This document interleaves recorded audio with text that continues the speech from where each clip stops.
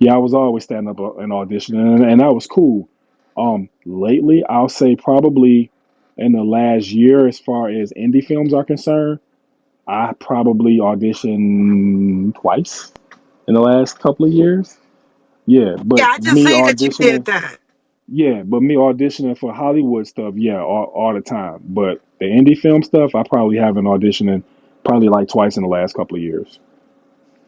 Oh wow! And another question is can you explain how you got the role when he played me and and two? You know what I mean? Like how that came about? Like from the beginning, did you see the script or somebody told you to go down there and audition? And Woo! That is a very long story. Y'all got time? yes, sir. Of All right. course we do.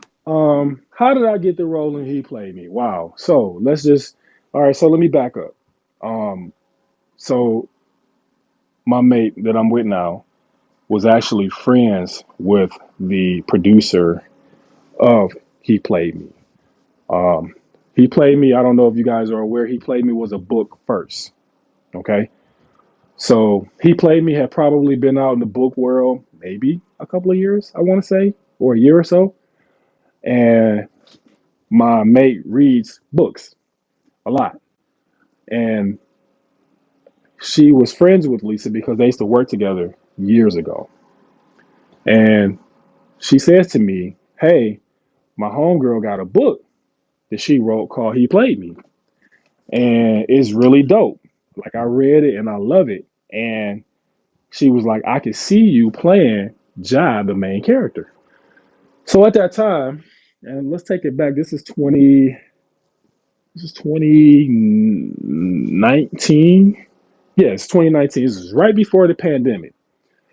And I just took it with a grain of salt, like, "Oh yeah, for real, okay, yeah, that's what's up, whatever." Like I didn't really put a whole lot of stock behind it.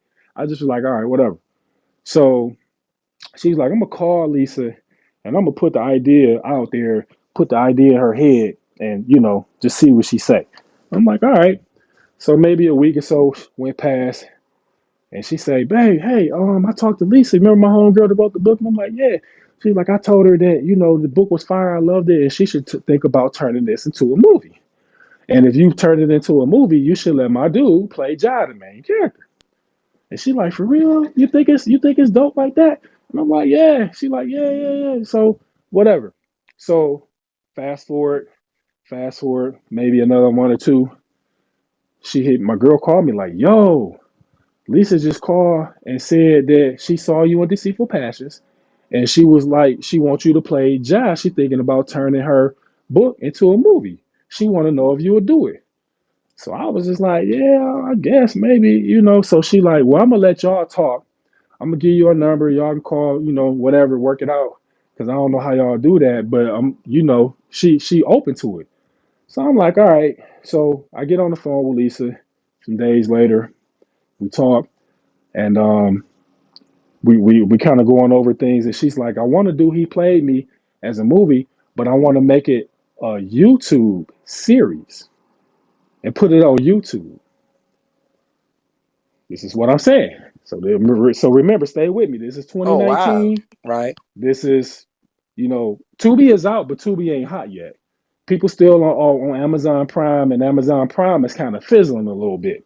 right, So she like, "Yeah, you can put it on, make it a YouTube series." So I kind of didn't want to do YouTube, right. but at the same time, I was going to do it because I just was like, I think it'd be dope, and I was really doing this for my girl at the time. So we fast forward some more. So now we get into 2020. Pandemic hits us, and she calls me and she's like, "Yo, everything is kind of on pause. Like we don't know what the world gonna be." So everything was halted, and we all know why. So we move into the spring of 20.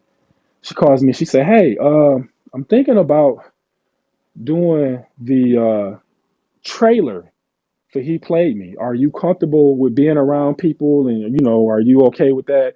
Because the mask and COVID and all this." And I'm like, "Yeah, we could do it." So we did it.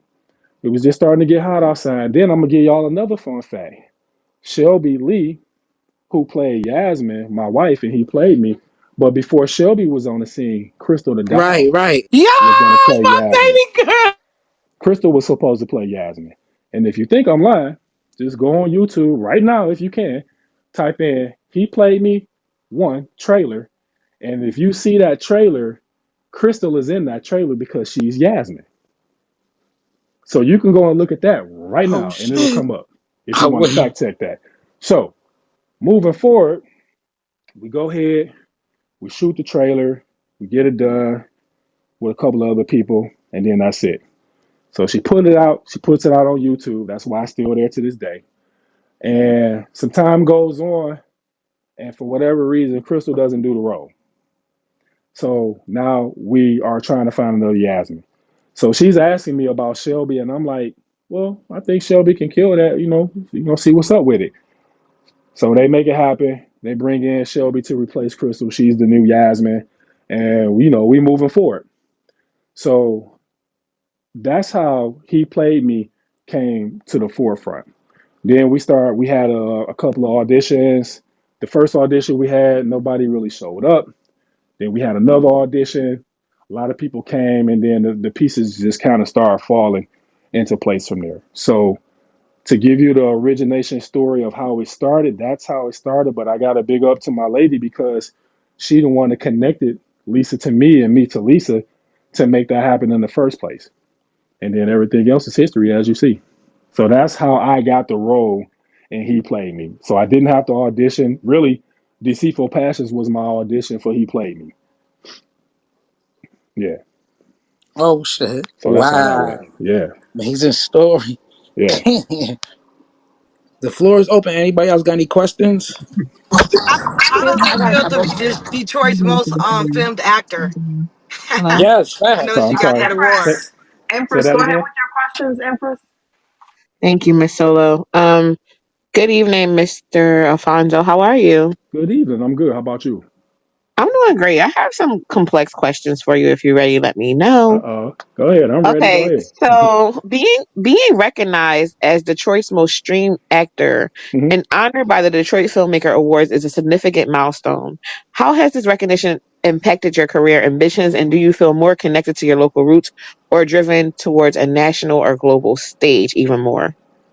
Let's talk about it. Um, well, first of all, the recognition is amazing. Not only in my home city, but everywhere. Like when I'm out, cause I'm out of town a lot. When I'm in Atlanta, if I'm in Las Vegas, if I'm anywhere, people still recognize me, and that's dope. I think that's super dope, and I humbly receive that every single time. Um, I think that it's not only locally for me, but it is on a national level because when you can go to a different state and they still know who you are, I think you on to something.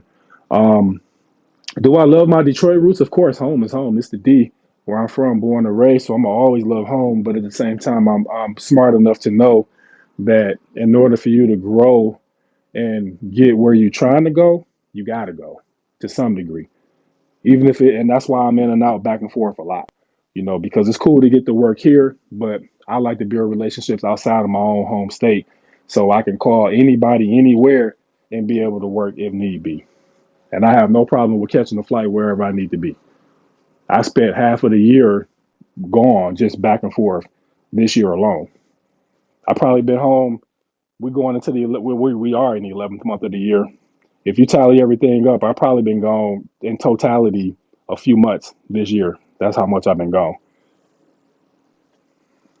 Period. Thank you so much for asking me that. I do have a few more questions for you. Yeah, go ahead. Oh, thank you so much. So, from thrillers like Chasing the Ghost to action-oriented projects, you've been a part of intense storylines Hmm. that demand a lot of physical and from you and Hmm. emotionally. So, could you share any particularly challenging role or moments from a set that you was like, you know what, it took everything from me for that scene to execute as a person and as an actor? Let's talk about it. Yeah, let's talk about it. Won't he do it? I mentioned earlier that took a lot for me because I cried every single take on cue when it was needed. But when we were done, I felt depleted. That took a lot from me. There was also a scene. I don't know if you're familiar with Deceitful Passions.